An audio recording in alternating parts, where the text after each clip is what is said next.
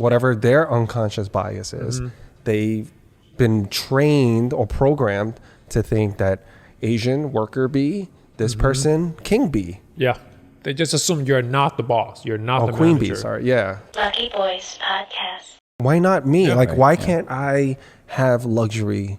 Why can't I be the best version of me without fear of what other people think? Because I can't control that, right? Yeah.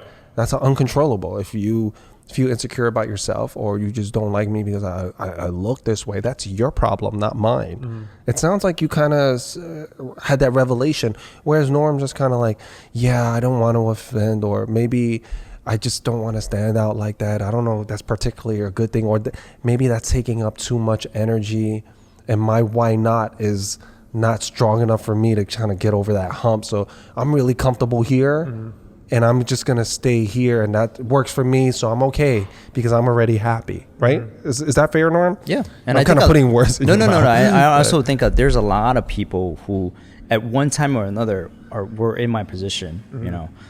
And I saw the other half. Like when I dress up, I wore like a fancy red suit, and I walked into the room. People gave me compliments all night. Oh, yeah.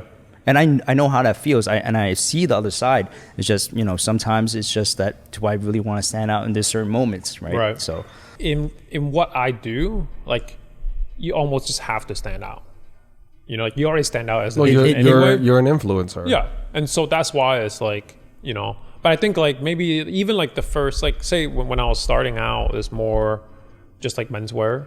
But I think at a certain point it's like, okay, like I need to stand out even more from the other influencers, from the other people in the crowd. Well, I'm just interested in, was that mentality there when you were working in corporate? Like, just standing out as I want to say a commoner, but just like, you know, you're just an everyday person. Now you're standing out in work, or you're standing out in your, you know, average daily guy. life. He The was average the guy. average guy. I was already like the best dressed guy in the office. Yeah. And that was standing out for good and bad. Like, it's good because then it's like, oh, like this guy, why is he so well dressed? But like, he's serious about his job. But then on the other side, it's like, you know, I don't know. Like the more I was working in my job, I'm like, I don't want to go any further. I don't want to be a manager because it's just a little bit more pay for a lot more work. And For a little bit more pay. Yeah, for a little bit more pay, but a lot more work. Like, because then now you're like, you're not 9 to 5. You're like, you're supposed to be an hour early, an hour later. Like, as a First one manager, there, you're supposed last stay one there. to Yeah. leave. And I was like, no, I don't think I want that for 20,000 more. I don't think so. And it's funny, like, I just think like about fashion, like the first time we did like a work conference thing that was like outside of the office, and they had other people from the other office come. People mistook me for my manager because there was only like 2 other Asian guys in the office. And, you know, a lot of times you just email with each other, and they just assumed I was my manager because I was like more well dressed. It's funny when I'm with my non-Asian coworkers, and let's say I am a level above them, or we're equals. Yeah.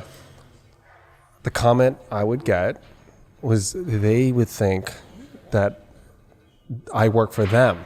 Other people outside the bubble that's looking at, whether it's some of my friends, like, yo, Will, for example, someone texts me, yo, I was just driving down 6th Avenue. I seen you with your boss. That's part of changing perception, though.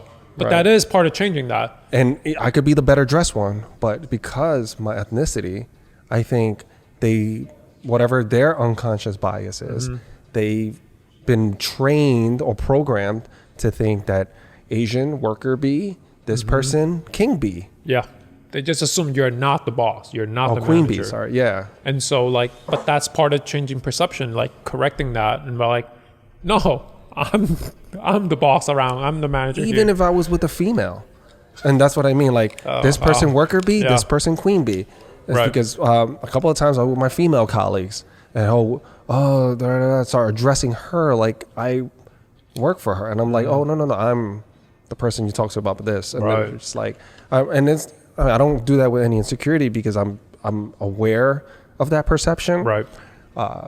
But I also find it interesting that you say people thought you were the boss because the way you were dressed, Yeah. where I had a different experience even though I'm dressed, Right.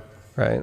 Yeah. But like, And this was before any words can be, this is Yeah. just nonverbal communication. I think that's the kind of like simple unconscious burden a lot of Asians have to carry. Like, why do I even have to deal with this conversation? Why do I even need to be perceived as the lower one? It's just something that we just, all of us carry that. Your question going back to why not me? How come I can't hang with these people? Right. And that's the crazy thing about social media. It's just like, it's constantly changing. So even a year ago, it's like, I didn't know these opportunities is possible for an influencer, you know, or in these crowds. So as more little doors open, you're like, wait a minute. Oh, like I can do this. Oh, I can do that. Like my ceiling is higher and higher and higher. Lucky Boys Podcast.